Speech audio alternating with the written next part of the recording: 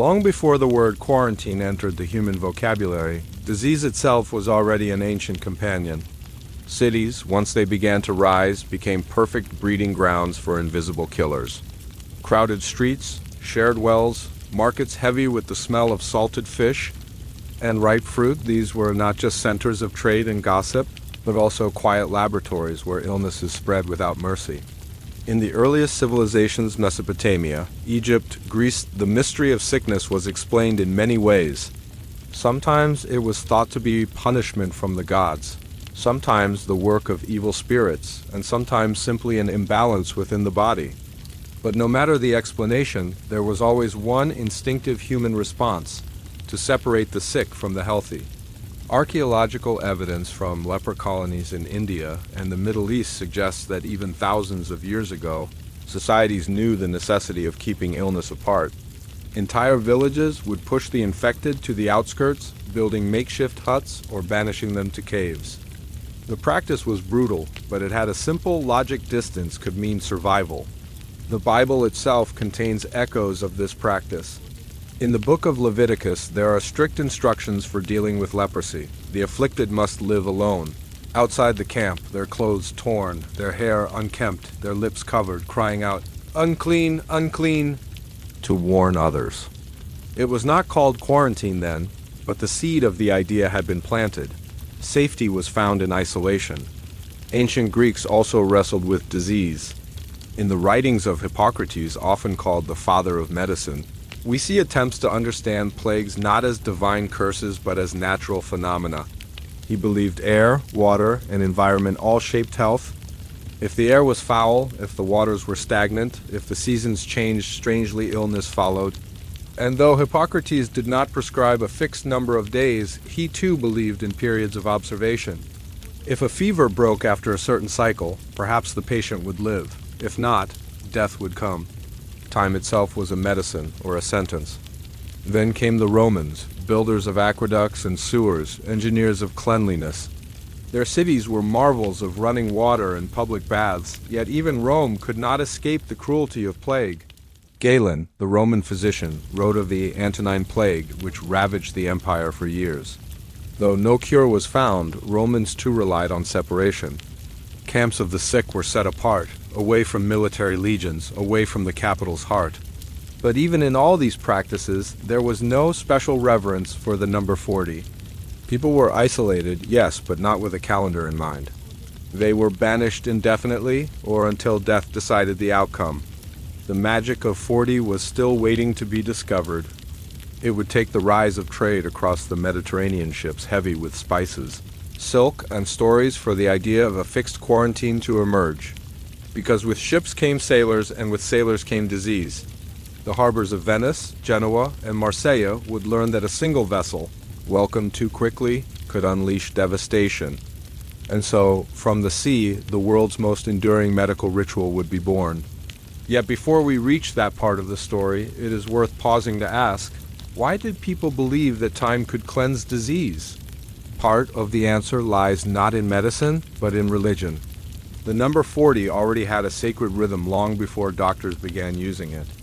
In the Hebrew Bible, Moses spends 40 days on Mount Sinai. The great flood lasts 40 days and 40 nights. The Israelites wander the desert for 40 years. Later, in Christian tradition, Jesus fasts in the wilderness for 40 days. To the medieval mind, 40 was not random, it was divine. It was a period of trial, of testing, of purification. And so, when physicians and city leaders faced the terror of plague, they borrowed not only from medicine, but from Scripture. To wait 40 days was not merely to wait. It was to cleanse, to test, to endure. It carried with it the weight of both science and faith. But we are moving too quickly. The true story of why 40 days became the magic number belongs to a later age, an age of Black Death, and locked harbors when ships waited silently on the horizon while entire cities trembled. For now, remember this: long before the word quarantine was ever spoken, humanity already knew that survival often meant distance. The sick were cast out, the healthy prayed, and time itself was seen as a healer or a wall. The stage was set. The number had not yet been chosen, but the instinct was already there. Isolation was as old as fear, as old as civilization itself, and soon, in the smoke of plague and the salt of the sea, the number 40 would rise from the mists of history, forever binding itself to human survival. In the mid-14th century, the world changed. The Black Death swept across Europe with a fury so relentless that entire villages vanished within weeks. It is estimated that nearly half of Europe's population, millions of souls, were swallowed by the plague. Death carts rattled down cobblestone streets, church bells tolled endlessly, and the air itself seemed poisoned with fear. The plague arrived not on horseback or by foot, but on the sea. Ships, loaded with grain and spices, carried more than trade. They carried rats, and the rats carried fleas, and the fleas carried death. One vessel docking at the wrong harbor could doom an entire city. Venice, a city of water and commerce, knew this terror well. Its wealth depended on the sea, but its survival now depended on keeping the sea at bay. Venetian officials, faced with this invisible invader, created a new rule. Ships arriving from infected ports could not dock immediately. They were forced to wait first for 30 days, a period called Trentino. But soon the waiting time was extended to 40 days, 40 giorni, and from this came the word quarantine. Why 40 instead of 30? The reasoning was a blend of medicine, fear, and faith.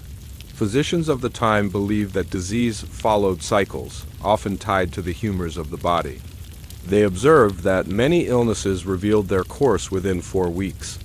But to be safe, they added more time. And 40, already sacred in religion, felt like the perfect measure.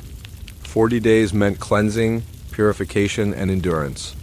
If a sailor carried the plague, surely it would show itself within that span. The waiting ships were anchored in the lagoon, isolated from the city's glittering palaces and markets. Sailors watched the skyline from a distance, trapped in a strange limbo between sea and shore. Some grew sick and died aboard their vessels, their bodies consigned to the waters. Others waited out the period, healthy but restless, until at last they were allowed to unload their cargo. Venice did not stop there. It built special stations known as lazarettos on islands away from the main city. The first, established in 1423, was the Lazaretto Vecchio. Here, the sick were housed under supervision, tended by doctors and priests, far from the dense population of the city. The healthy sailors, meanwhile, remained aboard their ships or in separate quarters until their 40 days expired. The system worked at least better than anything before. Venice's reputation as a disciplined, organized republic only grew stronger. Other cities along the Mediterranean soon copied the idea: Genoa, Marseille, Ragusa. Everywhere, the number 40 became the standard. Ships, travelers, even goods themselves could be subjected to quarantine. Bales of cloth were aired out in warehouses, barrels of grain left untouched, letters smoked over fires to purge unseen poisons. The image of waiting became central to the age. Imagine it, harbors filled with silent ships, their masts swaying in the wind, their sailors gazing longingly toward the shore while the city gates remained closed. Time was a weapon, a shield, a barrier invisible but powerful. 40 days stood between survival and catastrophe. Yet, as with many practices of the Middle Ages, quarantine was not purely scientific. It was also laced with superstition and religion. The number 40 resonated deeply with the human imagination. 40 days of rain had cleansed the world in the story of Noah. 40 days of fasting had tested Christ. To endure 40 days was to pass through trial and emerge renewed. City leaders, physicians, and priests alike leaned on this symbolism. Quarantine was not only practical, it felt ordained. But the system was far from perfect. Sailors lied about their ports of origin. Merchants bribed officials to shorten waiting times. Some cities enforced quarantine harshly, imprisoning or even executing those who broke the rules. Others were more lenient, risking outbreaks for the sake of trade. And still, despite quarantines, plague returned again and again, sweeping through Europe in waves across centuries. What mattered, however, was that a precedent had been set. For the first time in recorded history, a society imposed a fixed, measured period of isolation, not forever, not indefinitely, but for a span of time that could be counted and endured. The word quarantine entered the lexicon, and with it, a new chapter of human survival began. From this point onward, the magic number of 40 would haunt medicine, religion, and culture alike. It would become a symbol of patience, of suffering, of safety bought through waiting. And as the centuries turned, the world would learn to apply quarantine not only to ships and sailors, but to cities, armies, even nations themselves. The Black Death had scarred Europe deeply, but out of its devastation, quarantine was born. 40 days, chosen in fear and faith, would echo across history as the invisible wall between life and death. When the plague finally loosened its grip on Europe, it left behind more than empty homes and unmarked graves. It left behind new habits, new rules, and a new understanding of survival. Chief among them was the strange, powerful practice of quarantine. What Venice had pioneered soon became the model for others, and city after city adopted the waiting period of 40 days. Marseille, that great French port, was among the first to follow. Ships arriving from the Levant or North Africa were detained in the harbor, their sailors confined while officials watched from a safe distance. The French, like the Venetians, built their own lazaretto stone complexes where travelers were held under watchful eyes. These places were both prison and hospital, both sanctuary and curse. Genoa, another rival of Venice, established strict regulations as well.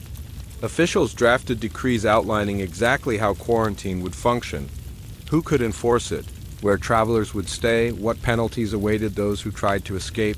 In some cases, guards surrounded quarantined areas with armed patrols. No one was allowed out, no one was allowed in. The very word cordon sanitaire, sanitary cordon, comes from these measures. A rope, a fence, a line of soldiers, all were used to keep the sick and the healthy apart.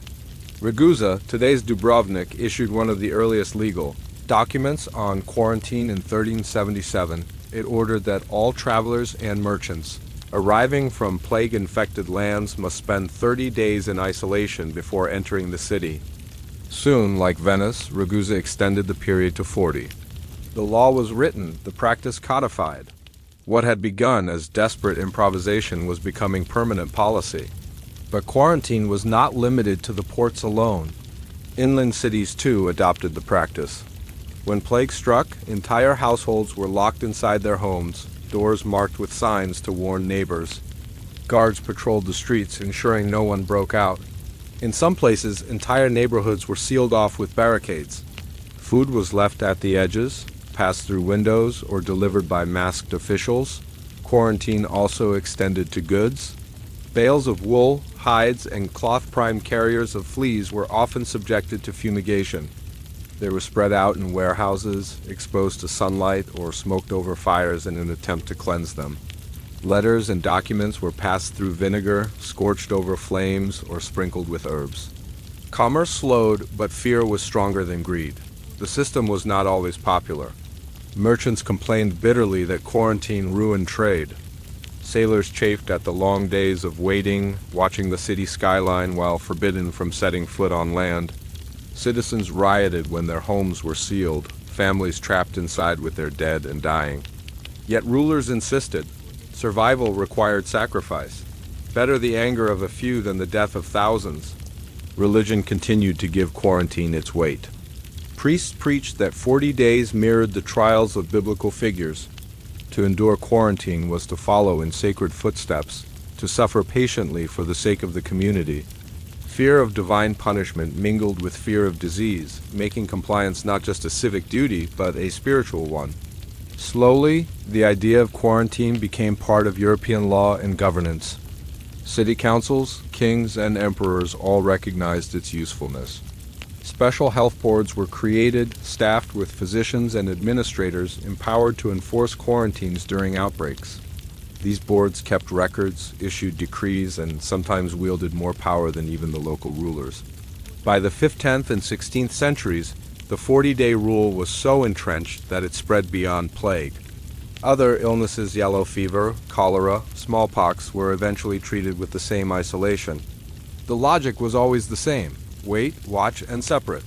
If 40 days passed and no symptoms appeared, safety was restored. What is striking is how quarantine transformed the way people thought about disease. Before, illness had been seen largely as fate, as divine punishment, as misfortune. But quarantine suggested something new, that humans could control the spread of disease through deliberate action.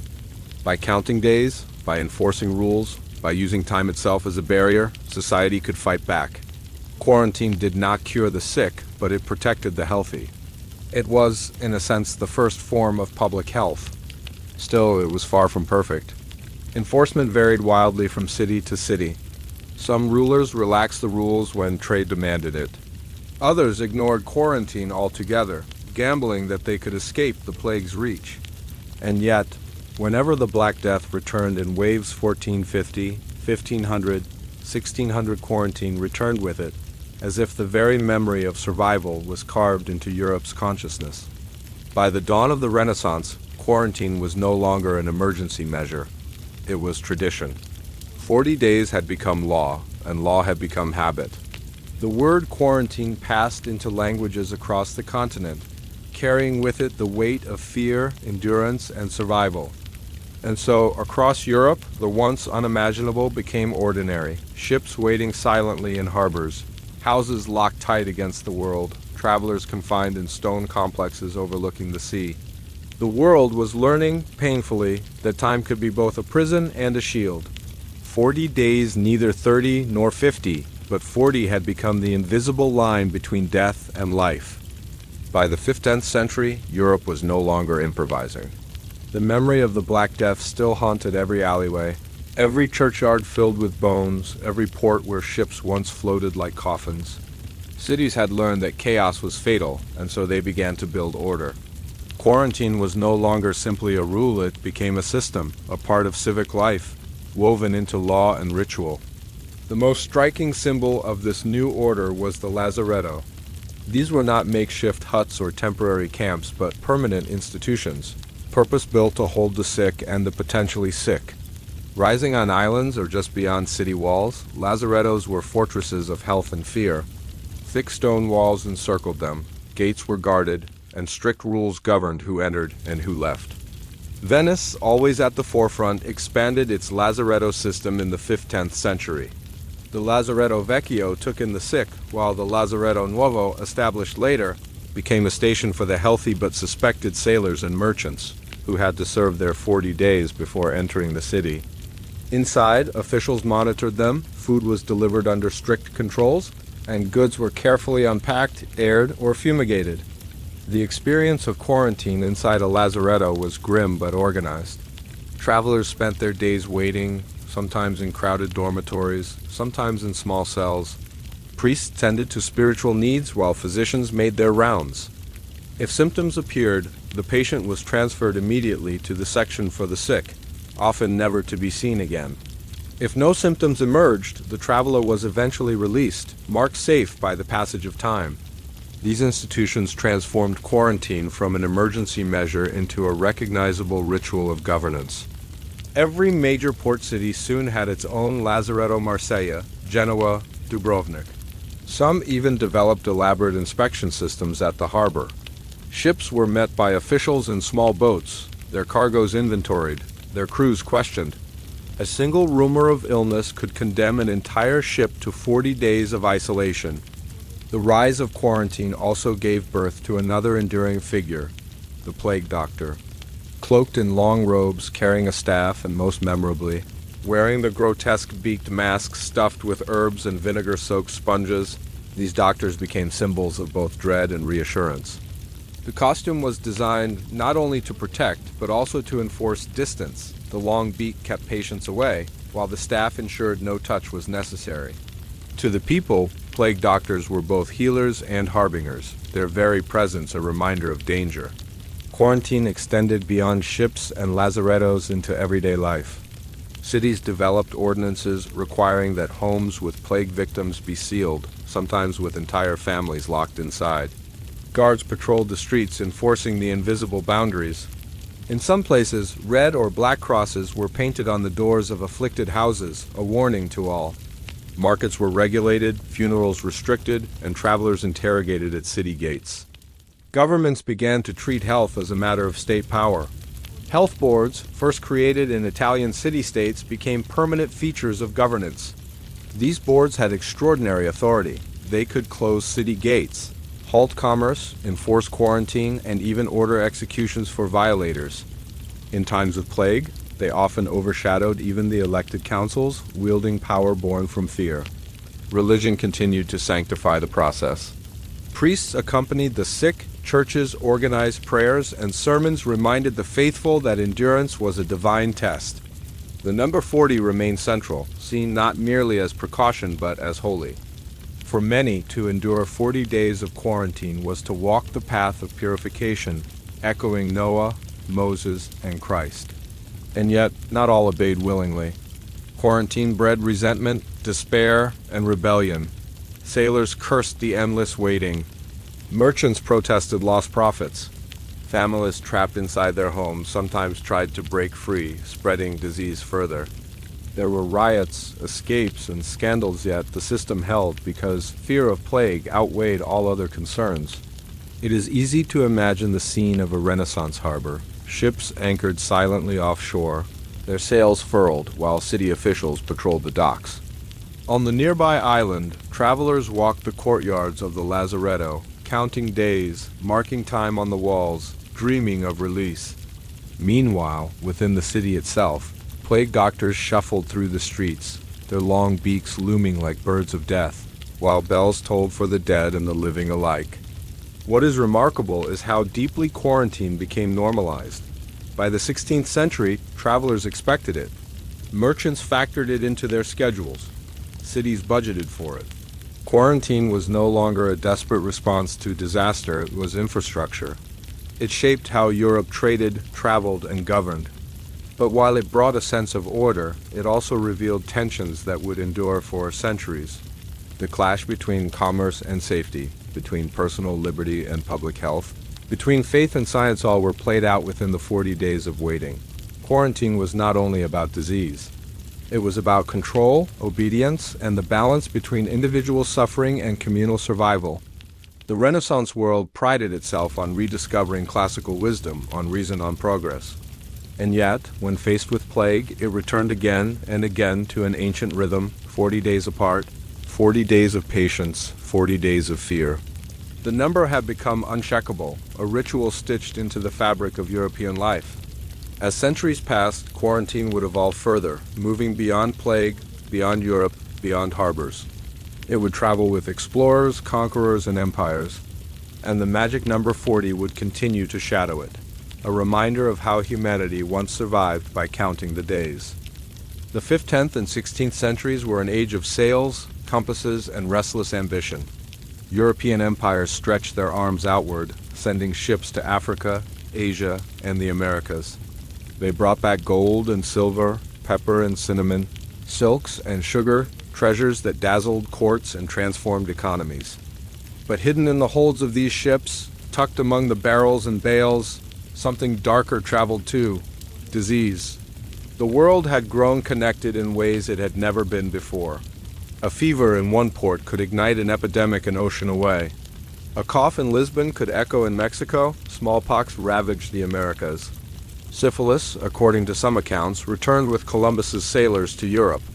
And everywhere the great ships sailed, authorities struggled with the same question. How could they protect their cities from the invisible threat carried by travelers? The answer, again and again, was quarantine. The system pioneered in the Mediterranean spread outward with empire. Every major port, from Cadiz to Antwerp, from London to Lisbon, established some form of isolation. Ships arriving from suspect regions were ordered to wait in harbors or were directed to special stations. Goods were unloaded carefully, aired, or burned if necessary. Travelers were confined in lazarettos, counting their days before being allowed to mingle with the city. Quarantine became not just a health measure but a feature of colonial expansion. As European empires seized new territories, they carried with them not only muskets and flags, but also their systems of disease control. Colonies in the Caribbean, outposts in India, ports in Africa, all adopted quarantine stations, often modeled on those of Venice and Marseille. In some cases, quarantine shaped the very geography of empire. Islands near major ports were transformed into quarantine stations, chosen precisely for their isolation. Ships were directed there before docking, their crews detained under watch. The same pattern repeated from the Mediterranean to the Atlantic. From the Red Sea to the Indian Ocean, a vessel arrived, suspicion rose, and the clock began 40 days of waiting, watching and hoping. Yet the practice also exposed contradictions. For empires hungry for trade, time was money. Merchants cursed the delays, captains resented the lost weeks, and smugglers looked for ways to bypass quarantine. There were constant tensions between commerce and safety, between imperial ambition and public health. Governors and kings sometimes shortened the 40 days under pressure, only to see disease spread as a result. Others enforced it ruthlessly, sacrificing profit for survival. Religion still lent its weight to the practice. Missionaries and priests preached that quarantine was a trial, a cleansing, a discipline. The number 40 remained sacred, the days of the flood, the fasting of Christ, the years of wandering in the desert. To endure quarantine was to walk in the footsteps of Scripture, even as the world beyond the lazaretto expanded into continents unknown. For the sailors themselves, quarantine became a familiar ordeal. After months at sea, battling storms, rationing food, and staring at endless horizons, the sight of a port should have meant relief, but often it meant more waiting. Imagine the frustration, land in sight, the promise of home, yet a voice from the harbor declaring that the ship must remain offshore for 40 days. Men paced the decks, argued with officers, prayed for patience. Quarantine was the final trial of the voyage, a reminder that the journey was not finished until time itself gave permission. The age of exploration also revealed a cruel irony. While European ports enforced quarantine to protect themselves, the diseases carried by explorers devastated indigenous populations abroad. Smallpox, measles, influenza, these swept through the Americas and the Pacific with catastrophic effect, killing millions who had no immunity. For them, there was no quarantine, no 40 days of safety. The shield was used to guard Europe, not the lands it invaded. Still, for Europe itself, quarantine became ever more entrenched. It appeared in law codes, colonial charters, and royal decrees. It became part of the rhythm of empire, as much a part of global trade as tariffs and navigation routes. Ships carried spices and silver, but also the habit of 40 days. By the 17th century, quarantine was no longer a curiosity of Venice, but a global institution. From the harbors of Spain to the ports of India, from the Caribbean islands to the coasts of Africa, the same number recurred, 40 days, the magic span of safety. The world was growing larger, but the period of waiting remained the same, echoing through every port, every empire, every voyage. And so, as explorers mapped the world, as empires rose on the wealth of distant lands, the quiet ritual of quarantine traveled with them. It was the shadow of trade, the companion of conquest, the pause between arrival and welcome. 40 days, no more, no less, had become the invisible toll exacted by a connected world. As the shadow of the plague crept across Europe, the rulers of Venice sought to protect their city in ways that went beyond prayers and charms. Merchants and sailors were their lifeblood, but they also carried the specter of death with them. Ships arriving from the eastern Mediterranean, the very place where plague was most feared, were ordered to wait before entering the bustling harbors of Venice. At first, the waiting period was 30 days. This was called the Trentino. The logic was simple. If disease lingered among the crew, it would reveal itself within that span. Those who survived the month would presumably be safe. But 30 days was not enough. Ships that had appeared clean brought sickness soon after docking. Rumors spread of men hiding their symptoms or of diseases that bided their time, striking only after the gates had been opened. The Venetian Senate debated, consulted physicians, and watched as their city teetered on the brink of devastation. So, in the year 1377, a new decree was issued not 30 days, but 40 days. The period was called the Quarantino, from the Italian word quaranta, meaning 40. 40 became the magic number, not because of a precise scientific measurement, but because it carried both symbolic weight and practical effectiveness. For the people of the Middle Ages, 40 was a number charged with meaning. It echoed through the Bible: 40 days of rain during Noah's flood, 40 years of wandering in the desert, 40 days of fasting endured by Christ. The number already represented trial, suffering, and purification. By extending the period to 40 days, Venice was not only imposing a stricter safeguard against disease, but also invoking a number believed to mark a complete cycle of testing and cleansing. Ships lingered outside the harbors, anchored in lonely isolation while the city watched from the shore. Crews grew restless, supplies dwindled, and captains fumed at the delay, but there was no appeal. Merchants who tried to bribe their way past the rule faced harsh punishment. Guards patrolled the coast to ensure no vessel slipped through. Venice had learned that the price of carelessness was death, and the Senate would rather anger sailors than bury its citizens. Over time, the 40-day rule proved its worth. Though the plague never disappeared, outbreaks became more contained, less devastating. Other Italian cities followed suit: Genoa, Milan, Pisa, each establishing their own quarantino periods. Soon, the idea spread beyond Italy, carried on the same sea lanes that once spread disease. What began as a desperate experiment in Venice slowly transformed into one of the most enduring practices of public health. Yet, even as the quarantino gained acceptance, it raised unsettling questions. Why 40 days and not 50? Why not 20? Was the number truly effective or merely convenient? Physicians argued, priests blessed the decree, and the common people simply obeyed, because to disobey meant exile, punishment, or worse. The exact science behind the rule remained elusive, but the belief in 40 days grew stronger with each passing epidemic. And so, in the harbors of the Mediterranean, the sight of lonely ships waiting out their sentence became familiar. Men stared longingly at the distant shore, knowing that their fates rested not in their own hands, but in the passing of days, a ritual of waiting, of silence, and of fear. The quarantino was born, and with it, a new way of thinking about disease, time, and survival. By the late Middle Ages, the practice of keeping ships anchored offshore for a fixed period before unloading had spread far beyond Venice. Genoa, Marseille, Ragusa, and other bustling ports along the Mediterranean quickly adopted similar measures, each adjusting the rules to suit their own fears. Some cities demanded a period of 30 days, others chose 50. But Venice's 40 giorni, 40 days, carried a peculiar resonance, one that would endure across centuries. To the people of that era, 40 was not just a convenient length of time. It was a number heavy with meaning, echoing through scripture, folklore, and even the rhythms of human endurance. They knew, without the language of microbiology, that illness took time to reveal itself. They observed how plague could smolder unseen within a ship, its crew appearing healthy for weeks, only to suddenly fall ill. The 40-day period offered a sense of safety, long enough to outweigh hidden dangers, but finite enough to be enforceable in a bustling port economy.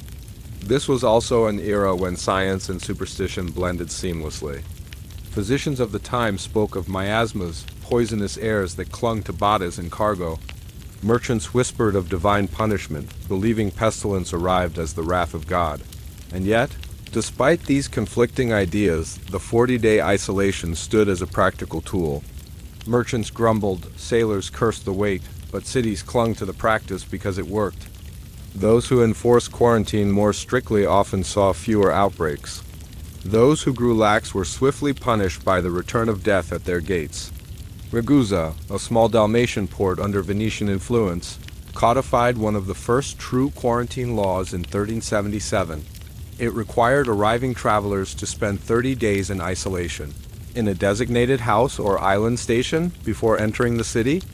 They called it Trentino. But like Venice, Ragusa eventually extended the period to 40 days, cementing the number into maritime law.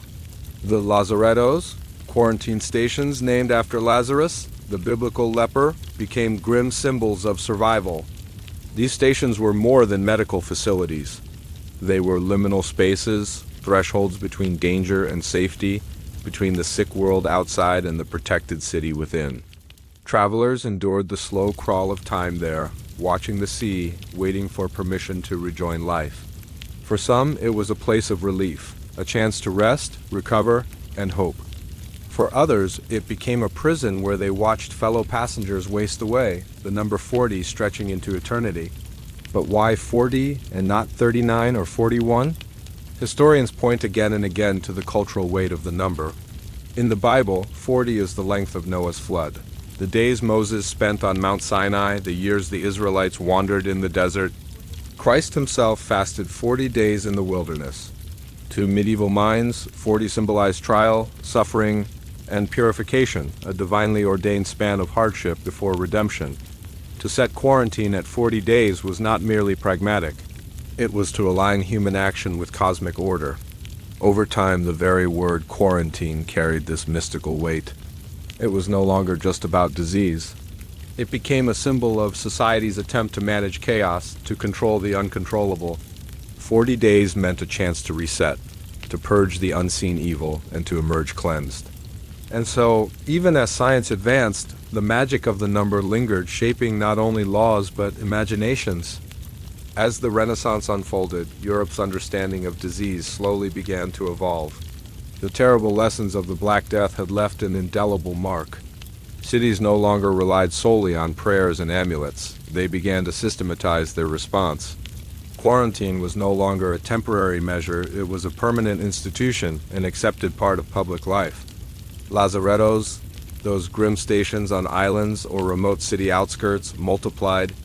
They were carefully designed to separate the sick from the healthy, the contaminated from the clean, the dangerous from the safe.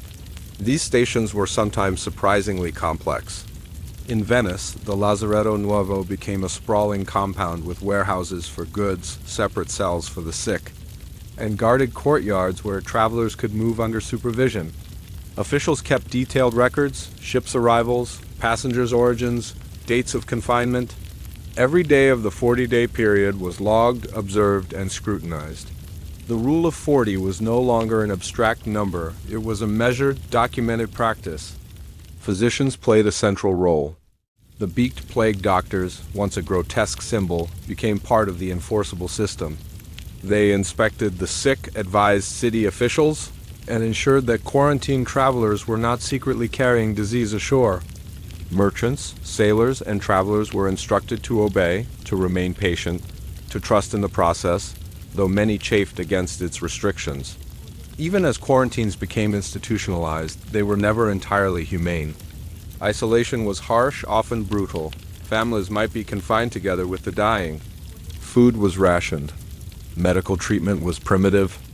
Deaths were common, and yet society accepted the cost, believing that the alternative, uncontrolled plague was far worse. 40 days were endured not for comfort, but for survival. The magic of 40 persisted, reinforced by both religion and observation. Across Europe, people associated the number with divine trial and natural cycles. It was long enough to allow symptoms to emerge, short enough to be enforced, and powerful enough to carry symbolic meaning. In law, in medicine, and in daily practice, 40 became standard. The number resonated across cities, cultures, and generations, embedding itself as the rhythm of caution against unseen threats. Even beyond the Mediterranean, the 40-day quarantine began to shape global practices. As European empires explored new lands, their sailors, merchants, and officials carried the principle of isolation with them. Ships arriving in colonial ports were detained, travelers confined, goods examined. 40 days was now an accepted span for observation, a ritual repeated across oceans, continents, and cultures. Quarantine had evolved from desperate improvisation into structured, enforceable policy. It reflected both fear and foresight, religion and emerging science. Time itself became a barrier, a shield against an invisible enemy. The passage of 40 days could determine life or death. And so, in the quiet harbors, isolated islands, and bustling city gates of Europe and beyond, the ritual of quarantine endured. 40 days became not just a number, but a story of survival, discipline, and humanity's first tentative steps toward controlling disease through patience and observation. As quarantine became embedded in Mediterranean culture, its influence began to spread northward. By the late 16th and early 17th centuries, ports across northern Europe were adopting similar practices. Cities like London, Hamburg, and Amsterdam faced the threat of plague carried by trade from southern ports, and they realized that their survival depended on careful regulation. The Mediterranean model, anchored ships, lazarettos, and the 40-day standard became a blueprint, though local conditions demanded adaptation. In England, quarantine was formalized through royal decrees.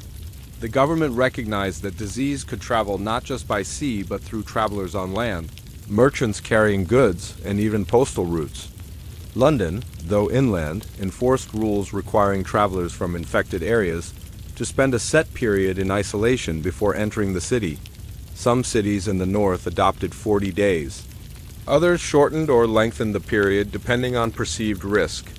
Yet the influence of Venice as 40 giorni remained unmistakable. 40 days was still regarded as the ideal interval for observation and safety. The English system, however, had its own peculiarities. Quarantine houses, known as pest houses, were set up on the outskirts of towns and cities. Individuals suspected of carrying the plague were sent there, often under the supervision of local officials. Food was delivered at the gates, and escape was forbidden. In some cases, guards ensured compliance with the law, while medical officers monitored the sick and reported on progress. The pest house became a symbol of both fear and protection, a place to be dreaded, yet essential for the survival of the larger population. Hamburg, a vital trade hub in northern Germany, developed its own elaborate quarantine regulations. Ships arriving from plague-affected ports were detained in the harbor and inspected carefully. Cargoes were examined, fumigated, or left to air for extended periods. Crews who appeared healthy were confined in designated areas for 40 days before being allowed to enter the city. Officials kept meticulous logs of every vessel, every passenger, and every day of waiting, recognizing that accurate records were crucial to preventing outbreaks. Across northern Europe, quarantine also began to intersect with local customs and beliefs. Some communities maintained religious rituals alongside isolation, offering prayers and performing purification rites. Others emphasized civic duty and obedience to state authority. But everywhere, the principle remained the same. A fixed period of isolation, long enough for symptoms to manifest, measured in the enduring span of 40 days. Merchants and travelers learned to plan around quarantine. Ships' schedules accounted for the waiting period. Cargoes were timed to survive the delay, and crews were prepared to endure confinement. The system, though inconvenient, became predictable, creating a rhythm to trade and travel that was previously unimaginable. In many ways, the 40-day quarantine had transformed commerce itself, embedding a pattern of delay, observation, and caution into the very fabric of European trade networks. Yet enforcement remained a challenge. Some travelers tried to evade the rules, smuggling goods or bribing officials. Entire ships occasionally attempted to dock illegally, only to be intercepted and sent back. Despite such breaches, the practice persisted because its success was evident. Ports that enforced quarantine more rigorously experienced fewer outbreaks, protecting both citizens and commerce from catastrophic loss. In essence, quarantine had become both a legal and cultural institution. The 40 days were no longer arbitrary, they had been validated through observation, codified in law and reinforced by fear, faith, and practicality. Cities that ignored the principle paid the price, while those that respected it endured, sometimes prospered and invariably survived longer. The northward expansion of quarantine marked a pivotal moment. What had begun as a regional measure in the Mediterranean now shaped the public health practices of a continent. 40 days became a universal standard, a shared understanding that transcended language, borders, and even political rivalries. And as Europe's global influence grew, the ritual of quarantine would travel with it, imprinting itself on colonial empires, trading outposts, and distant lands across the world. Thus, from the shores of Venice to the harbors of Hamburg and London, the 40-day period endured, a testament to humanity's growing ability to harness time itself as a tool of survival. By the 17th century, Europe had endured centuries of plague, pestilence, and fear. The lessons of Venice, Ragusa, and London had become institutionalized, and the enforcement of quarantine had grown more systematic. Cities increasingly recognized that survival depended not only on isolation, but also on organized public health administration. It was no longer enough to leave ships waiting in harbors or confine travelers in pest houses. The entire civic machinery had to engage in observation, record keeping, and enforcement. In cities like Milan, Florence, and Paris, special boards of health were established. These boards were composed of physicians, city officials, and clerics who wielded extraordinary authority. They inspected ships, monitored quarantined travelers, oversaw lazarettos, and regulated commerce. When the plague struck, these boards could close city gates, restrict markets, and enforce house quarantines. Their powers often rivaled or surpassed those of municipal councils. Public health had become a centralized bureaucratic enterprise. The 40-day quarantine was now firmly entrenched. Records from Florence indicate that arriving merchants, regardless of nationality, were confined for exactly 40 days before being allowed into the city. Their cargoes were fumigated and their personal belongings isolated. Each day was meticulously logged, reflecting a growing belief in the power of careful observation. Officials noted that symptoms of plague nearly always emerged within this period, reinforcing the wisdom of the 40-day rule. Across Europe, lazarettos evolved from simple holding stations into sprawling compounds with multiple functions. They acted as hospitals, warehouses, and administrative centers. Travelers could be quarantined alongside their cargo, with separate areas for those showing symptoms. Guards patrolled the premises to prevent escapes.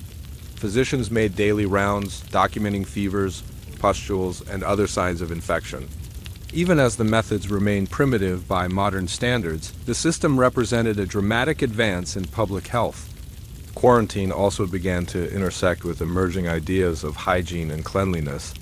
Officials experimented with fumigation, airing goods, and isolating contaminated materials. Some cities required that ships and cargo be washed with vinegar or exposed to smoke before being unloaded. These measures were not always effective, but they reflected a growing understanding that disease could spread through physical objects, not just through direct contact with the sick. The 40-day period became more than a practical measure. It became a cultural and psychological constant. Citizens accepted it as necessary for survival. Sailors and merchants incorporated it into their planning. Laws codified it. Even literature and diaries of the time reflect the awareness of the 40-day span as a rhythm of danger, isolation, and endurance. Time itself had become a tool of defense, a barrier between life and death. Despite its increasing sophistication, quarantine remained imperfect. Smuggling, bribery, and ignorance sometimes undermined enforcement. Outbreaks still occurred, and deaths were inevitable. Yet cities that adhered strictly to quarantine fared far better than those that relaxed the rules.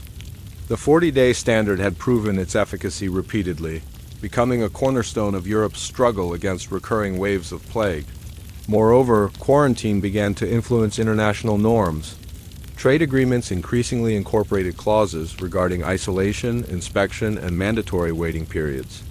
Ships arriving from infected regions were universally expected to undergo quarantine, creating a shared standard across nations. The Venice model, honed over centuries, had become a blueprint for an emerging global system of public health. In essence, the 17th century transformed quarantine from ad hoc emergency response into a formalized, enforceable, and globally recognized practice. The 40-day period, rooted in observation, tradition, and symbolism, had become the benchmark of safety. Across Europe, it represented humanity's first true attempt to impose order on the chaos of disease, to harness time itself as a weapon against an invisible enemy. As Europe moved into the age of science and exploration, quarantine would continue to evolve, shaping hospitals, health boards, and eventually modern public health measures. 40 days, once a local experiment in Venice, had become a universal measure, a rhythm of vigilance that would endure for centuries. The year was 1665, and London stood at the precipice of catastrophe. The city's narrow streets, densely packed houses, and bustling markets made it a perfect incubator for disease. The Great Plague of London, the last major outbreak of bubonic plague in England, would claim tens of thousands of lives. Yet, amidst the chaos, quarantine remained one of the few tools officials could wield against the invisible enemy. Quarantine in London was both ritualized and terrifying. Houses with infected residents were sealed tight, doors marked with a painted cross and the chilling warning, "Lord have mercy upon us." Families trapped inside were forbidden to leave. Guards patrolled the streets, ensuring that no one escaped, no matter the desperation. Food was delivered to windows, and neighbors dared not approach. For 40 days, the sick and suspected were isolated from the world beyond their walls. The period, derived from Venetian practice, was the city's only safeguard against the uncontrolled spread of plague. Pest houses, isolated hospitals, or quarantine stations were established on the outskirts of the city. Suspected cases were sent there, often under armed supervision. The conditions were harsh. Overcrowding, poor sanitation, and primitive medical knowledge meant that survival was far from guaranteed. Yet the logic of the 40-day period persisted. If a person or household could endure this time without showing symptoms, they were considered safe. Time itself became a measure of life or death, a weapon against an unseen enemy. The plague prompted innovations in public health administration. The city employed searchers, elderly women tasked with inspecting the sick and reporting deaths. Physicians were summoned to document symptoms, although their treatments were rudimentary and often ineffective. Quarantine, however, remained the central strategy. It was enforced relentlessly, not just on individuals, but on entire neighborhoods when outbreaks spread. Londoners came to understand that 40 days of confinement, though agonizing, could prevent the disease from leaping across the city. Merchants and travelers were forced to navigate these restrictions as well. Ships arriving from continental ports were often delayed at quarantine stations along the Thames. Cargoes were inspected, disinfected, and held in isolation. Merchants had to adjust schedules, plan for extended delays, and accept the financial cost of the quarantine. It was a test of endurance, patience, and compliance, a ritual that balanced survival with commerce. The psychological toll of quarantine during the Great Plague was immense. Families were cut off from neighbors, friends, and community. Fear dominated daily life, and the constant tolling of death bells reminded everyone of the stakes. 40 days of isolation, whether in a pest house or behind a marked door, became a shared experience of suffering, a grim rite of passage that defined the city's struggle against disease. Despite the hardships, the practice of quarantine proved effective. Outbreaks were contained in certain districts, and city authorities observed that strict adherence to the 40-day period reduced mortality in the surrounding population. The standard, established centuries earlier in Venice, had survived not only the Mediterranean but the harsh conditions of northern Europe, confirming its enduring utility. The Great Plague also cemented quarantine as a cultural and legal institution.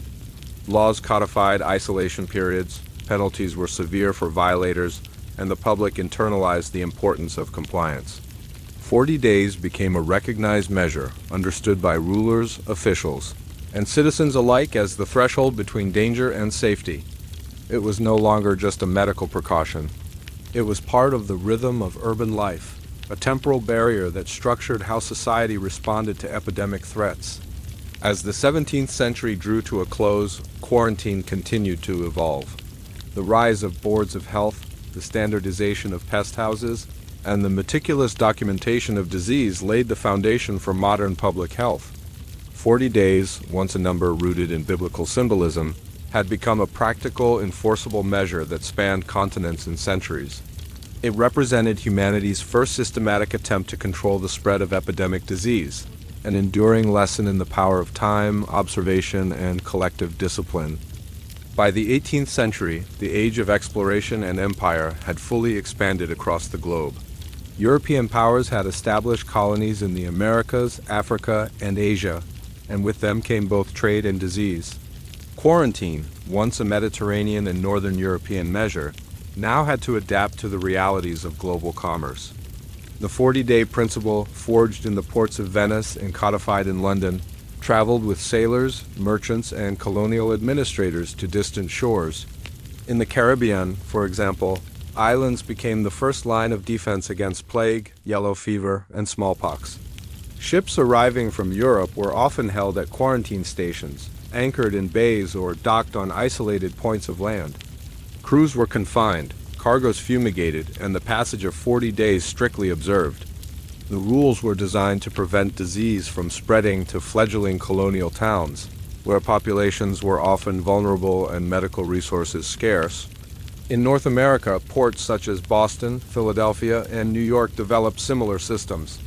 The concept of isolation was incorporated into colonial law, often influenced directly by European precedents. Ships from infected regions were subject to mandatory confinement. Travelers endured stays in pest houses, while goods and cargoes underwent inspection and fumigation. 40 days was again the standard, a period long enough to allow symptoms of infectious disease to emerge, but short enough to be practically enforceable. Colonial officials quickly realized that quarantine had to account for local conditions. Tropical climates, seasonal storms, and long voyages altered the timing and logistics of isolation. Despite these challenges, the 40-day period remained remarkably consistent. Its endurance reflected not only its effectiveness, but also its symbolic resonance. Across continents and cultures, 40 days had become a universal benchmark, a shared language of caution against invisible threats. Trade continued despite quarantine, but merchants had to adapt. Ships' schedules were planned to include the mandatory waiting periods. Goods were packaged with care, anticipating fumigation or delays.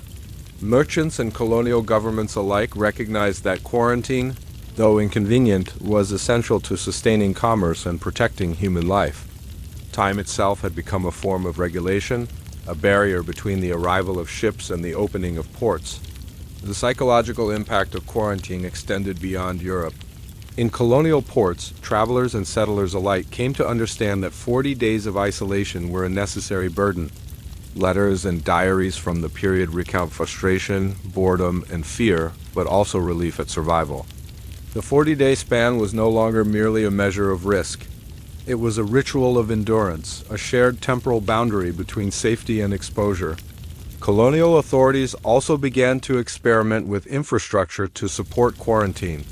Lazarettos were established on small islands or remote coastal points. Supply chains were organized to ensure food and water reached those in isolation. Records were meticulously maintained, noting the arrival of ships, the duration of confinement, and the health of each crew member. The system, though imperfect, reflected a growing sophistication in public health management. By the late 18th century, quarantine had become a truly global institution. Its practices were adapted to local geography, climate, and population density, yet the 40-day standard persisted. It had evolved from a local Venetian decree into a worldwide measure, shaping the rhythms of travel, commerce, and human survival. 40 days, once a symbol of biblical trial, had become a practical tool for civilization itself. The persistence of 40 days across oceans and continents demonstrated the human capacity to impose order on chaos. Quarantine had moved beyond superstition, beyond regional custom, to become an enduring principle of public health. It shaped trade networks, influenced legal codes, and structured daily life in cities and ports across the world. In every corner of the globe where European ships sailed, the ritual of 40 days awaited, a temporal shield against the invisible specter of disease. As the 19th century dawned, the world had changed. Industrialization reshaped cities, factories drew crowds, and railways and steamships shrank continents. Disease traveled faster, threatening populations at a speed previously unimaginable. Quarantine, once a maritime and colonial measure, now had to adapt to these new realities. The 40-day principle endured, but the methods of enforcement and observation began to evolve, laying the groundwork for modern public health systems. Urban centers like London, Paris, and New York faced enormous challenges. Dense populations, inadequate sanitation, and increased travel made cities fertile ground for outbreaks of cholera, yellow fever, and smallpox. Public health officials realized that quarantine alone was insufficient. It had to be integrated with hospitals, medical observation, and municipal oversight. Thus, the 19th century saw the rise of purpose-built hospitals, isolation wards, and public health boards designed to manage both the sick and the healthy. In many ports, quarantine stations were expanded into fully functioning medical complexes. Lazarettos no longer served only as holding pens for travelers and cargo. They became hospitals where physicians could treat patients, record symptoms, and study patterns of disease. Steamships arriving from across the Atlantic were held for 40 days, their passengers carefully monitored. Medical officers collected data, noting incubation periods and symptoms, providing early insights into the behavior of infectious diseases. The 40-day period, while increasingly informed by observation, retained its symbolic weight. It had been validated over centuries, and its endurance was a testament to both its effectiveness and its cultural resonance. Across continents and oceans, 40 days continued to mark the threshold between risk and safety, a measure of both time and human endurance. Public health laws formalized quarantine in ways previously unimaginable. Governments issued strict regulations governing the movement of people, the inspection of goods, and the operation of hospitals. Violations carried fines, imprisonment, or forced confinement. 40 days became a legally enforceable period, codified in municipal codes and international agreements, ensuring consistency across regions and nations. The expansion of quarantine into inland areas marked a critical shift. Disease was no longer contained only at ports. It could travel along railways, rivers, and roads. Boards of health established checkpoints, mandated isolation for travelers from affected regions, and monitored households suspected of harboring illness. 40 days remained the guiding measure, a temporal framework around which these systems were organized. Science began to inform practice more directly. Physicians observed that many diseases had incubation periods shorter than 40 days, but the duration provided a conservative margin of safety. The number was both practical and protective. It allowed for variation in symptoms, human error, and unforeseen exposures, while maintaining continuity with centuries of tradition. 40 days, rooted in Venetian law and biblical symbolism, had evolved into a cornerstone of empirical public health practice. Colonial empires continued to apply these principles across the globe. Quarantine stations in the Caribbean, Africa, India, and Southeast Asia were upgraded, often serving as research sites for physicians studying tropical diseases. 40 days became a universal standard, linking ports, empires, and continents in a shared understanding of risk management. By the late 19th century, quarantine had become inseparable from the emerging field of modern medicine. Hospitals, isolation wards, boards of health, and international agreements were all intertwined with the enduring 40-day principle. It shaped the construction of facilities, the deployment of medical personnel, and the timing of trade and travel. What began as a regional Venetian decree had become a global institution, a temporal anchor in the human struggle against epidemic disease. The story of quarantine in the 19th century demonstrates both continuity and change. The number 40 persisted, echoing centuries of experience, observation, and cultural meaning. But the methods of enforcement, the understanding of disease, and the infrastructure surrounding it evolved dramatically. 40 days remained a bridge between tradition and science, superstition and reason, fear and strategy. The dawn of the 20th century brought unprecedented challenges. Rapid industrialization, global trade, and mass migration meant that infectious diseases could traverse continents with alarming speed. When the Spanish flu struck in 1918, the world witnessed how quickly a virus could overwhelm populations.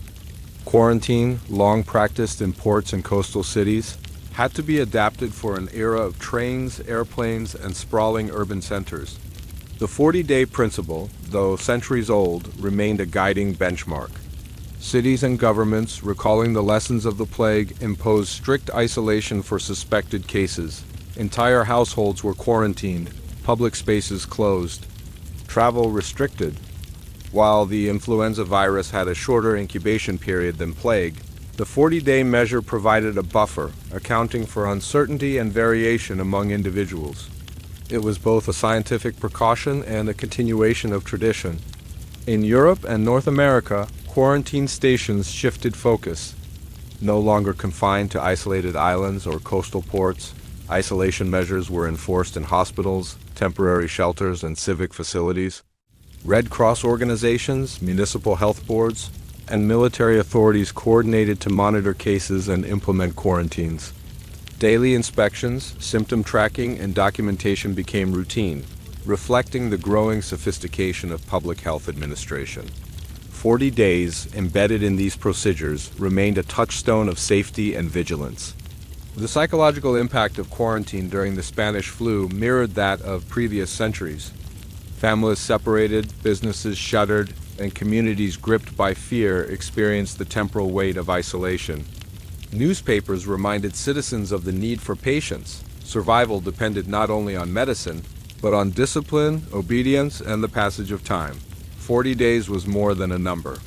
It was a lifeline, a span of endurance against an invisible adversary. Globally, quarantine laws were standardized and communicated through emerging international health organizations. Conferences convened to discuss port inspections, travel regulations, and epidemic prevention. The principle of 40 days, though flexible in application, provided a common language across nations. Ships, travelers, and cargo adhered to these guidelines, creating a worldwide network of precaution. Medical science began to supplement quarantine with vaccination campaigns, better sanitation, and public education. Yet the enduring value of isolation persisted.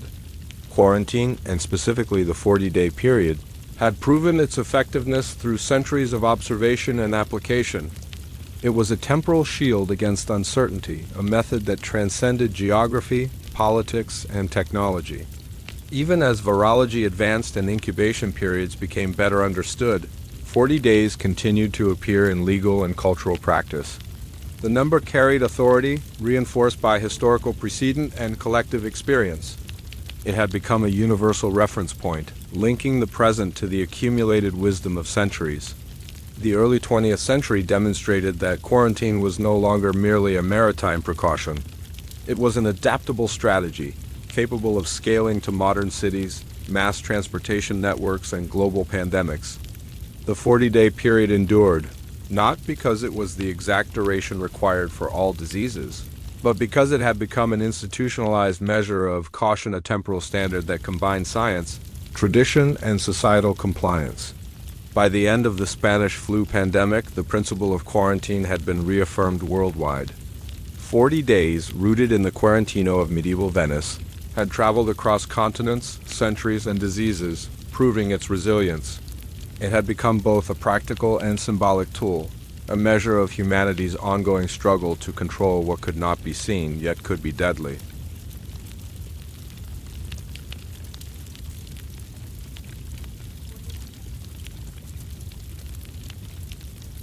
Yet quarantine, rooted in centuries-old tradition, remained a vital tool, adapting to modern challenges while retaining its symbolic and practical core, the 40-day period. International cooperation became central to disease control.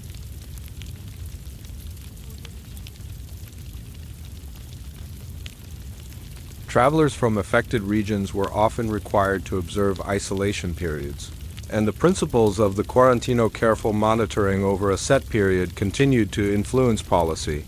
While the 40-day period was less rigidly enforced than in medieval times, it remained a benchmark, especially for diseases with uncertain incubation periods.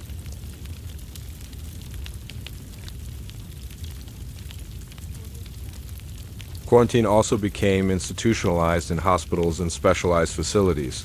Dedicated isolation wards, equipped with trained staff and advanced sanitation measures, replaced the makeshift lazarettos of earlier centuries. Patients were monitored carefully, and the duration of isolation often adhered to historical precedents, particularly when the precise incubation period was unknown. The number 40 endured, balancing tradition, practicality, and a conservative approach to public safety. Public compliance was aided by education and communication. Governments informed citizens of the purpose and necessity of quarantine, framing it as both a civic duty and a protective measure. Unlike earlier centuries, enforcement relied less on fear or coercion and more on public trust and scientific authority. 40 days remained a temporal guideline, a measure that linked the patience of individuals to the safety of society.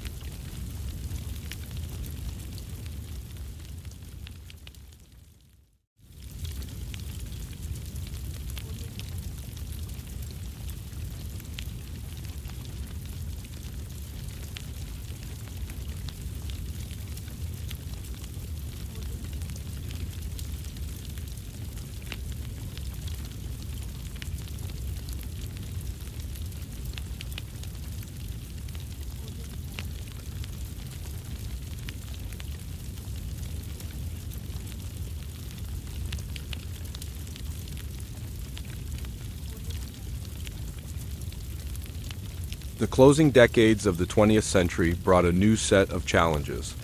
Epidemics like SARS in 2002-2003, Ebola outbreaks in Africa, and recurring cholera crises tested the modern global public health system. Unlike the centuries-old plagues, these diseases spread rapidly in a world of airplanes, highways, and densely populated urban centers. Yet the fundamental principle of quarantine, the isolation of potentially infected individuals for a defined period, remained central. The number 40, once enshrined in Venetian law, still echoed in public health strategy. SARS, first identified in Guangdong, China, highlighted the need for rapid, organized quarantine. Airports, hospitals, and entire neighborhoods became focal points of containment. Travelers arriving from affected regions were monitored and, in some cases, subjected to isolation measures approaching the historical 40-day principle, especially when uncertainty about incubation persisted. Officials understood that disease did not respect borders, and quarantine had to be applied both rigorously and systematically. Similarly, Ebola outbreaks in Central and West Africa demonstrated the continuing relevance of time-based isolation. Villages affected by the virus often implemented local quarantines, confining families or communities to prevent spread. While the exact duration varied according to scientific recommendations, typically 21 days, matching the known incubation period, the logic was familiar: isolate, observe, and allow time to reveal the presence or absence of disease. The historical 40-day period provided a cultural memory, a symbol of measured caution against invisible threats. Public health organizations, including the WHO, coordinated global quarantine protocols. Policies emphasized the combination of scientific observation, social compliance, and logistical infrastructure. Isolation wards, checkpoints, and controlled entry points were established, reflecting centuries of accumulated knowledge. The underlying principle remained consistent. Sufficient time is essential to determine risk, protect populations, and prevent uncontrolled outbreaks. 40 days, though not always literal, continued to inform the framing of such measures. The psychological and societal dimensions of quarantine persisted as well. Individuals and communities faced isolation, uncertainty, and fear.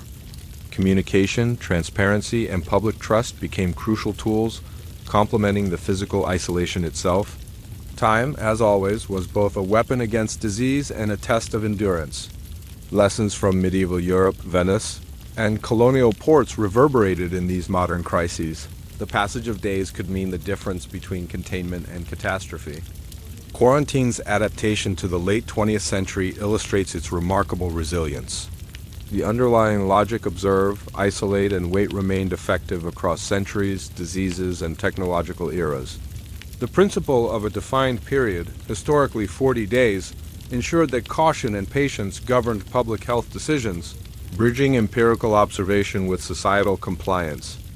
Moreover, quarantine became embedded in international health law and policy. Agreements regulating the movement of people and goods included provisions for isolation during epidemics. Airports, shipping ports, and border crossings incorporated measures informed by centuries of practice, demonstrating that time-tested strategies continued to guide modern responses. In retrospect, the endurance of the 40-day principle is extraordinary. From Venetian ports to global air travel hubs, the concept of a measured temporal barrier against disease has survived revolutions in medicine, transportation, and communication. It is both practical and symbolic, a reminder that despite advances in science, the passage of time remains a critical tool in humanity's defense against epidemic threats. Quarantine in the late 20th century demonstrates continuity with history, but also flexibility. The 40-day principle provided a cultural and procedural touchstone, adaptable to new diseases, technologies, and globalized societies. It reminds us that the rhythm of observation and isolation is timeless, a bridge between the wisdom of the past and the strategies of the present. The 21st century brought an era of unprecedented connectivity. Airplanes crisscrossed continents daily, urban populations swelled, and viruses could travel faster than ever before. H1N1 in 2009 and the COVID-19 pandemic of 2020 demonstrated that the challenges faced by medieval Venetians were still relevant. Controlling the spread of disease required time, observation, and isolation. The principle of quarantine, honed over centuries, became central once again, though adapted to the realities of modern science and technology. During COVID-19, quarantine and isolation became global imperatives. Governments around the world mandated periods of separation for exposed or infected individuals. While the duration varied from 10 to 14 days in most, modern protocols of the logic echoed the historic 40-day practice. Time itself was treated as a protective measure, allowing symptoms to emerge, preventing further transmission, and giving health authorities a window to intervene. The passage of days, as in centuries past, was as important as the physical containment itself. Airports, borders, and ports were redesigned to accommodate isolation procedures. Travelers arriving from high-risk regions were subject to testing, monitoring, and confinement. Cruise ships became floating quarantine zones, reminiscent of historical lazarettos, where passengers and crew were isolated until health officials could determine their status. The old Venetian principle observe, isolate, and wait resonated in modern logistics, showing remarkable continuity despite technological advancement. Digital tools augmented quarantine's effectiveness. Contact tracing apps, remote monitoring, and online health reporting allowed authorities to enforce isolation without direct physical oversight. Yet the human element remained crucial. Compliance, patience, and endurance were still required, echoing the centuries-long tradition of observing the passage of time to ensure safety. The 40-day principle, while no longer literal, continued to inspire the design of quarantine protocols, reflecting an enduring cultural memory. Beyond logistics, quarantine during the COVID-19 pandemic highlighted its societal and psychological dimensions.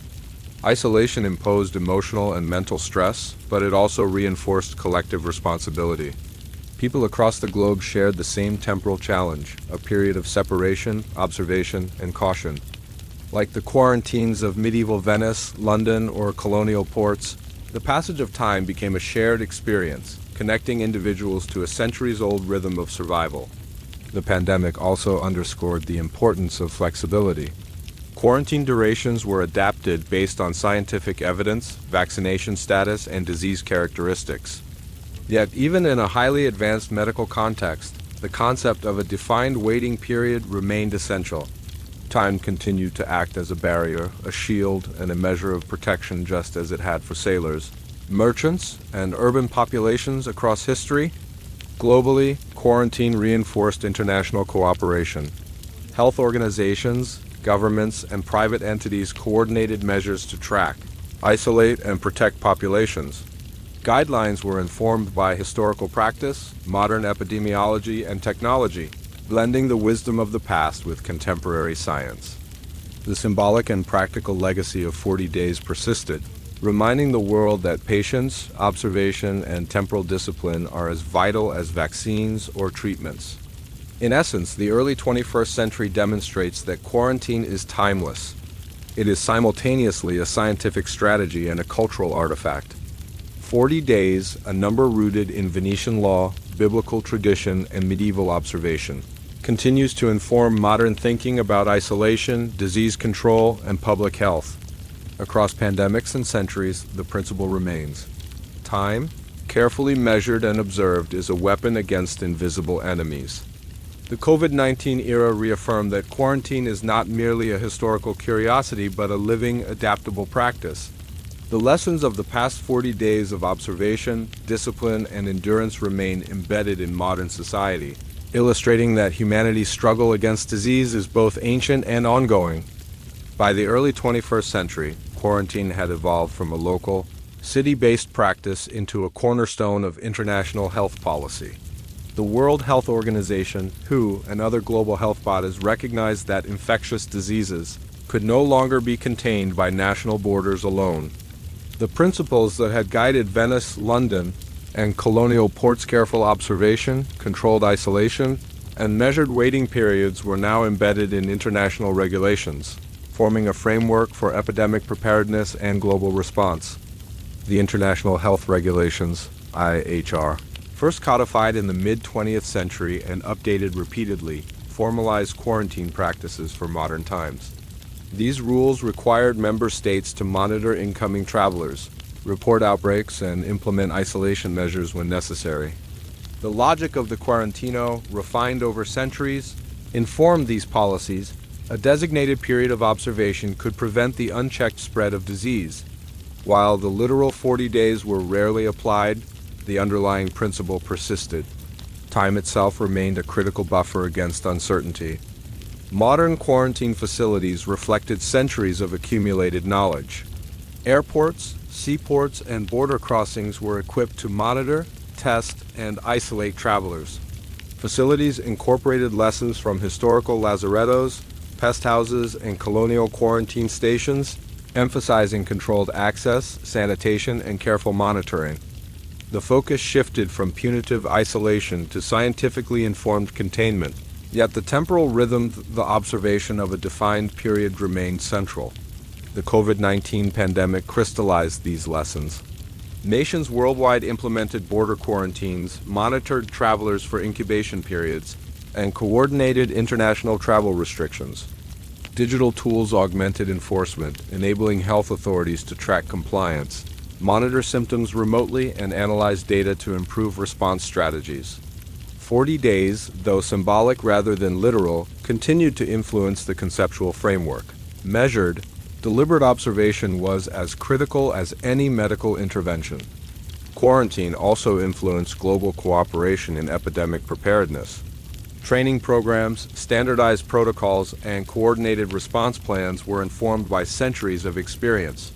Historical records from Venice and London provided guidance on logistics, compliance, and enforcement, while modern science refined these practices for contemporary challenges. The principle was consistent: isolate, observe, and allow time to reveal the risk. The societal impact of quarantine persisted alongside its practical function. Isolation measures, whether at borders, hospitals, or communities, required public understanding and cooperation. Governments emphasized education and transparency, framing quarantine as both protective and communal.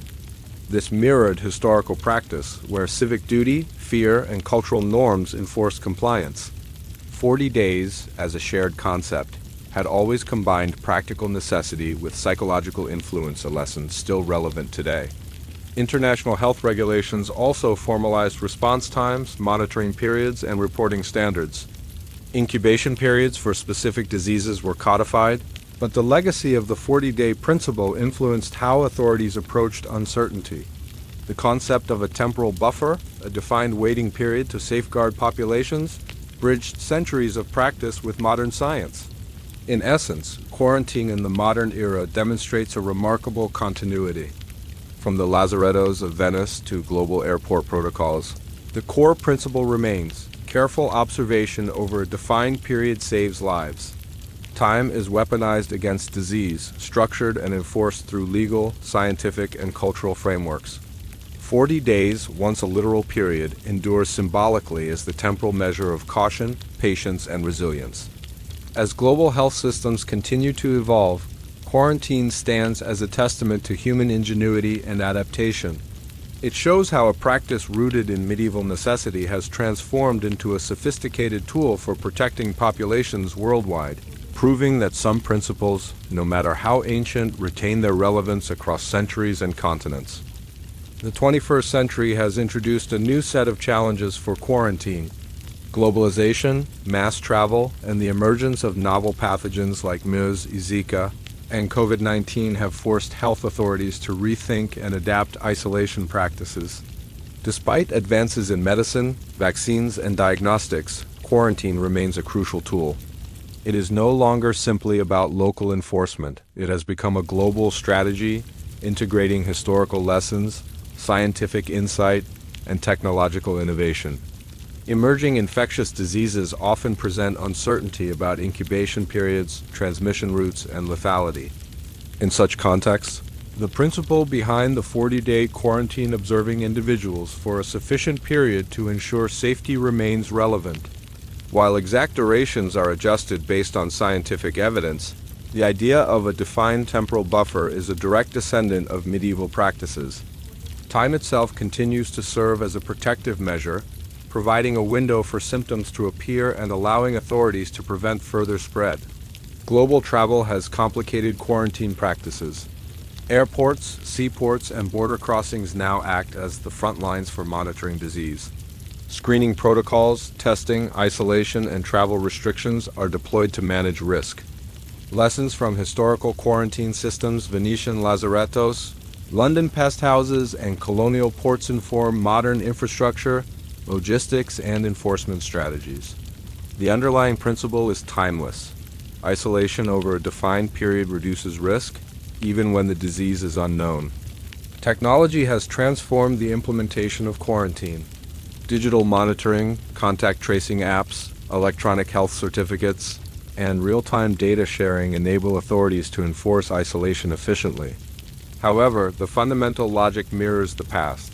Careful observation over time is essential. In this way, 40 days continues as a conceptual benchmark, a symbol of the rhythm required to balance freedom with safety, uncertainty with precaution. Societies must navigate the human dimension of quarantine. Isolation impacts mental health, economic activity, and social cohesion. Governments, drawing on centuries of experience, combine enforcement with communication, education, and support systems. The endurance required during quarantine remains a shared cultural experience, echoing the trials faced by generations in Venice, London, and colonial ports. 40 days, once a literal measure, now represents the broader principle of patience, vigilance, and collective responsibility. Quarantine also drives innovation in epidemic preparedness. Research, simulation exercises, and global coordination refine isolation protocols. Historical precedent provides guidance, a defined waiting period.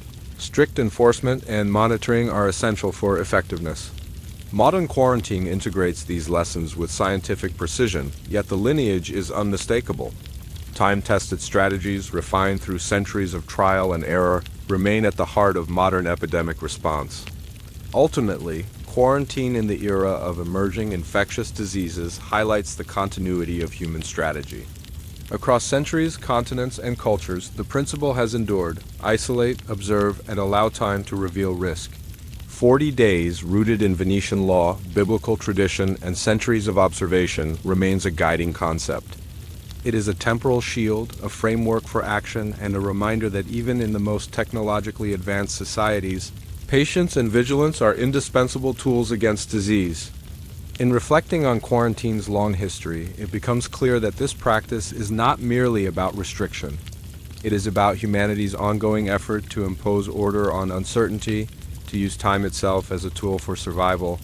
From ancient ports to modern airports, from medieval lazarettos to digital monitoring, the legacy of 40 days endures as a measure of life, safety, and resilience. As we reach the present day, quarantine stands as both a historical artifact and a living practice. From Venetian ports in the 14th century to modern global air travel hubs, the principle has endured, adapted, and evolved. The story of 40 days, once a literal measure imposed to combat plague, has transformed into a symbol of humanity's resilience, foresight, and capacity to organize against invisible threats. Modern public health systems, international agreements, and technological tools all reflect the lessons of centuries past. Quarantine today is precise, informed by epidemiology, virology, and data analytics. Facilities are equipped to monitor symptoms, enforce isolation, and prevent transmission with minimal disruption to daily life. Yet the essence of the practice, observing a defined period to safeguard populations, remains unchanged. The concept of 40 days, although rarely applied literally, underpins the logic of isolation measures worldwide. Quarantine's endurance highlights a profound intersection of science, culture, and psychology. Time itself has always been a critical weapon against disease. Medieval Venetians, Londoners during the plague, colonial officials, and modern epidemiologists all recognized that waiting, allowing days to pass while observing symptoms, was an essential strategy. 40 days became more than a number. It became a framework, a temporal shield separating safety from risk. The cultural and symbolic significance of quarantine also persists. Societies understand that isolation is not just a restriction, but a collective responsibility. It is a measure of patience, endurance, and civic duty.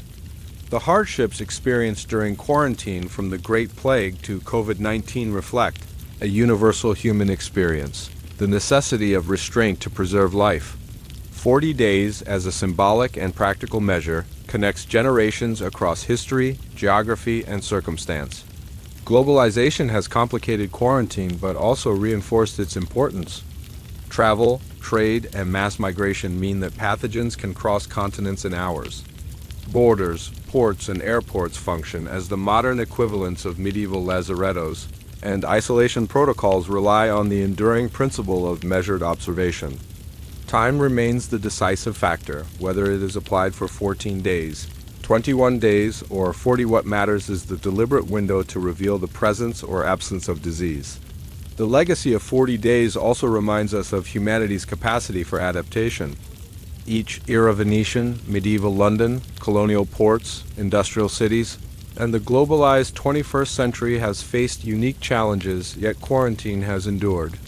Its resilience is a testament to human ingenuity, a practice born of necessity, refined by observation, validated by experience, and codified into law, science, and policy.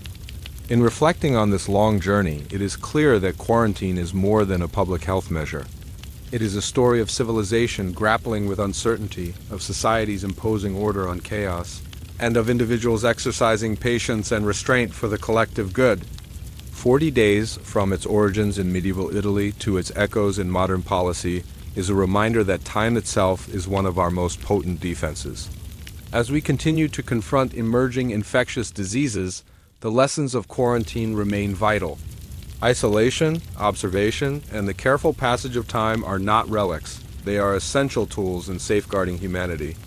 The enduring story of 40 days teaches us that while technology, medicine, and knowledge evolve, some principles, patience, vigilance, and measured observation, are timeless. In the end, quarantine is more than a historical footnote. It is a testament to human resilience, a bridge between past and present, and a guide for the future. 40 days, once a literal period, lives on as a symbol of caution, endurance, and the timeless struggle to protect life against invisible enemies. The magic number persists, not as superstition, but as wisdom distilled across centuries, continents, and generations.